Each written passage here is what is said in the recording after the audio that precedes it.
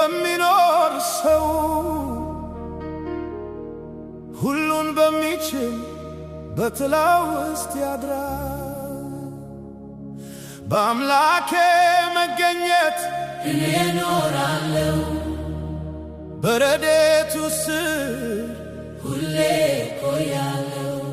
በሌሊት ግርማ ፍርሃት ሲከበኝ በቀን የሚበር ፍላጻ ቢመጣብኝ አልደነገጥም፣ ጸንቼ ቆማለሁ።